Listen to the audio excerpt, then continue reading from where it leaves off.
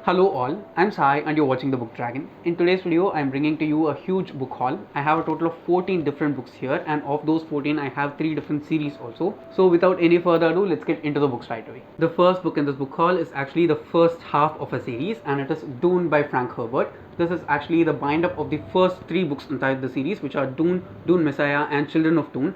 I've been wanting to read Dune for the past 2 to 3 years, and since the movie also released last year, I want to watch that as well. But before watching the movie, I want to read this first. Some of you guys have been asking me to read Dune for the past 2 to 3 months, so I think it is finally time for me to go forward and read the books. I'll be reading this in the next month or two probably. I want to start it in the summer itself, and this series revolves around this special spice called melange that is available abundantly only in this planet called Arrakis, if I'm not wrong, and the meaning for that word is Dune, hence the series name is also Dune. I'm very much interested to get into this because I know that this is one of the classic sci-fi series that is out there, and it is also the pioneer for many of the other sci-fi books that released after this one, and also some of the things which are being released now. I want to read more sci-fi this year, so I just want to start with this one. I've heard mixed opinions from people whom I follow on booktube as well as bookstagram, so I definitely want to get to this and see how I feel about it. Let's just wait and see how it's going to go. And the reason why I bought this edition specifically is because the individual books cost a lot more, and they are also available as mass market paperbacks only. I don't want those short paperbacks because they are not comfortable for me to read. This edition is great for me in terms of quality, so I think I'll be getting to it pretty soon. Let's just wait and see what I think about it. The next one is actually a book which I finished reading in January, and after finishing reading that itself, I've recommended it many times in the channel these past 3 months itself. It is Heartstopper Volume 4 by Alice Oseman.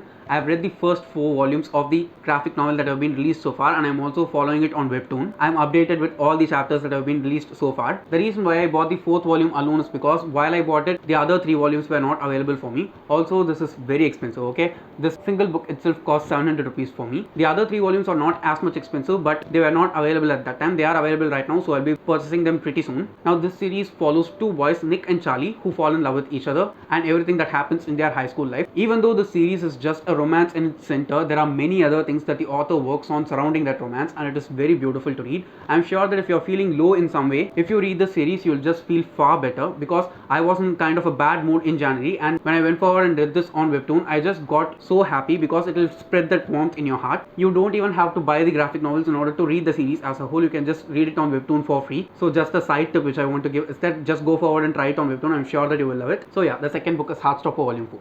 The next one is a YA contemporary that is written in verse, and it is Punching the Air by E.B. Zoboi and Yusef Salaam. In this book, we follow a boy named Amal Shahid, who was convicted for a crime that he did, but it is not the fault of him alone, it is the fault of many other people also. But because of various reasons, he was put into prison, even though he did not deserve it completely. I have finished reading this book, and I should say that it is definitely a wonderful book, and I suggest everyone to read this, okay? I'm sure that everyone has gone through something that this character has gone through in his life, because it is based on various things that a person does, and people start piecing random incidents from their life together and brand them as a particular type of person. I'm sure it has happened to most people, just like this character in the real life itself. And the words that the authors used together while they are concocting this story of Amal together was wonderful, okay? The way in which they have described the prison scenes was very gut-wrenching, and it just put a knife in my heart and twisted it really well. The book is based on the real life experience of one of the 2 authors, who's Yusef Salaam, and how the other author, E.B. Zoboi, found him and worked along with him in order to prepare this book. If you finish reading the book, I'm also very sure that you'll be appreciating this book cover so much, because I do appreciate it very much. It is very simple in its tone, but it just conveys the essence of the book in the best way, if you ask me. It also has many illustrations in it. It doesn't take that much time to read. It's a very quick read and so impactful also. So just go forward and try it. I'm sure you will like it. The next one is an Indian adult psychological thriller, and I did not buy this book. I got it for free in exchange for a paid review with the author. It is The Illusionists by Aashish Gupta. I have a dedicated review for this book in the channel already. I'll link it down in the description. You can go and check it out if you're interested. In this book, we follow 2 brothers, Azim and Aslan, who compete against each other in this election, and both of them are very powerful and influential in their own ways, and so no matter who wins the election, the state is going to break into civil war. So the only solution that the brothers come up with is that they have to sit together and talk it out in a very logical and practical basis. The person who gets convinced that the other must win the election should shoot himself to death, and the other will be leading the country as a whole. I can say that this was really nice in its tone, and it delivered the proper feeling of a psychological thriller also. If you're interested in reading a very quick thriller, I'd suggest you to try this. It's not even that long. You can just finish it in a weekend itself. So this is the next book. The next is an adult grimdark fantasy series, and it is the Book of the Ancestor trilogy by Mark Lawrence. The 3 books in the trilogy are Red Sister, Grey Sister and Holy Sister. First I want to talk to you guys about the covers of these books. Okay, just look how dark in tone they are and how great they go with the titles of the books. Now this series is about a cult of magical assassin nuns who do crazy shit. Okay, that's enough for me to just get hooked with the series, and the books also cost so less. I'll be reading them pretty soon and I'll be reviewing them also, so do watch out for those reviews for sure, because I think I will enjoy this series very much. It is also pitched as like a series that is dedicated for characters like Arya Stark from Game of Thrones. I don't think I can summarize the pitch of the series that great for you guys, so I'm just going to read out the blurb of the first book. Here it goes. At the convent of Sweet Mercy, girls are raised to be killers. Some have inherited old bloods which bestow upon them special talents. Sweet Mercy hones its novice's skills with care. It takes 10 years to educate a Red Sister in the deadly arts of blade and fist. But even the mistresses of Sword and Shadow don't fully understand what they have purchased when Nona Grey is brought to their halls as a child of 8, accused of murder but guilty of worse. In her short life, Nona has made powerful enemies, and despite the security and isolation of the convent, her violent past will one day find her out. Nona must face her demons and become a deadly assassin if she is to survive. This sounds both like the backstory of a character like Arya Stark as well as like Mia Corvere from Nevernight. I like both those series, I love both those characters, so I'm definitely amped up for this. Let's just wait and see how much I'm going to enjoy this one. The next one is a literary fiction, and it is The Book of Essie by Meghan, McLean, Weir. I actually bought this book far back in November and I had to include this on a book haul which I did in December itself, but because of so many reasons, I don't know why I just forgot about this book completely and I did not talk about it at all, so I'm just including it in this book haul. This book is about 16-year-old Essie, who's the youngest child in this very famous TV show called Six of Hex, and what happens while the show is going on is that Essie becomes pregnant and her mother Celia is very much outraged because of this, and she's thinking of whether to pass on the child as her own child or to find a groom for Essie and just make a huge conservative wedding on the show so that it becomes a blockbuster. Apart from all these things, Essie's elder sister has also run away from her house. I found about this book from one of the subscription boxes which I follow. It sounds very interesting for me, so I just can't wait to read it. It also has deckled edges as you can see here. Let's just wait and see how it's going to go. The next book is my most anticipated non-fiction release from 2021, and it is The Everyday Hero Manifesto by Robin Sharma. I wanted to read this book last year itself, but because of various reasons I did not buy it then. So this year I just went forward and purchased it, and I'm sure that I'll be reading it pretty soon. I've read some other books by Robin Sharma before, for example The 5 AM Club and Who Will Cry When You Die. I've loved all of them, and I usually accept and agree with most of the things that he talks about in his books because they sound very practical. At the same time, each and every time I've finished reading a Robin Sharma book, I've felt very positive and motivated to do all the stuff, and it is not in such a way that you feel that positivity just after finishing the book. It just stays on along with you and it keeps on repeating itself in your head. I like that tendency of his books very much, and they are also not that greatly preachy. They are very practical, and he just helps us to understand them in reality and does not just create an enigma that you can do anything you want without doing anything that you're supposed to do.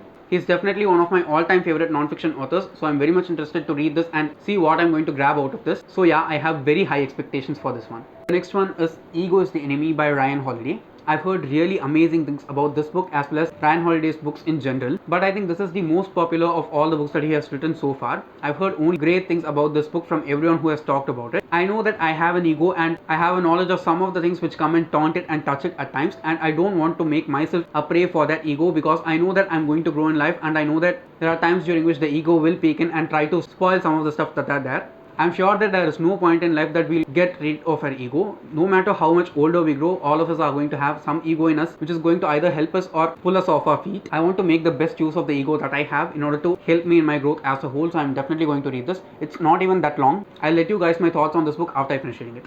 The next one is How to Talk to Anyone by Leil Lowndes, if I'm not pronouncing the author's name wrong. The main reason why I bought this book is because I like public speaking as a skill very much. I've done a lot of paper presentations in college and I won many competitions also. Even in work, the first 7 months of work when I was doing it in office, I hosted 2 shows and they came out really well. But after that, since we've all been working from home, I've not done any public speaking in the past 2 years. The only public speaking kind of thing which I do is here on YouTube, but I don't consider this as public speaking because I am talking alone to my camera and I know it really well. I know that I have that kind of skill in my hand and I don't feel shy or afraid when I go onto a stage, but when it comes to one-on-one conversations like small talk, I'm not at all great at it because I don't know that much to talk with a person in general just in order to develop a conversation. I'm not that great with social skills as a whole itself, so I want to improve myself on that. I hope that it will be very useful for me. The next one is another non-fiction, and it is philosophical in its sense. It is Tao Te Ching by Lao Tzu. Lao Tzu is the author of one of the most famous books in the world, which is The Art of War. I'm sure that you have heard about that book in some way or the other, and most of you have read it also. But I should say that I love Tao Te Ching more than The Art of War. I listened to this as an audiobook 2 years back, and it was such a short audiobook, and it was so crisp and very fresh in its tone. It has a total of 81 chapters, and each and every chapter is not more than 1 or 2 pages in length. I don't think I'll be able to sum up the book that greatly, so I'm just going to read out the blurb for you guys. But trust me, no matter what path of life you have, I'm sure that this book will give some kind of clarity for you. From political advice and lessons on leading a balanced life to common practical wisdom and guidance of self-knowledge, humility, morality and virtue, this book gives an insight into the fundamental principles that form the basis of Taoism, one of the 3 great philosophical and religious traditions that originated in China. Written more than 2 millennia ago, Lao Tzu's Tao Te Ching is one of the most translated works of world literature. Its ancient wisdom is as relevant and important in modern times as it was when it was first written.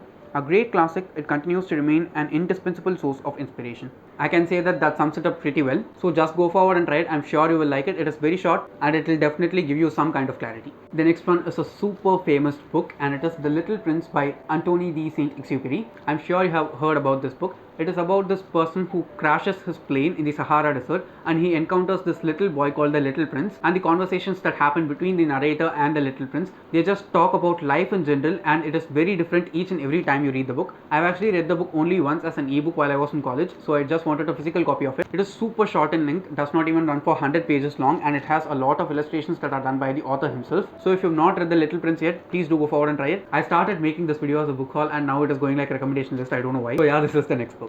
Okay, finally we are at the last book, which is also a series bind-up, and it is a Tamil series bind-up. That's why I am talking about it at last, because I know there are not that many people who understand Tamil that watch my videos.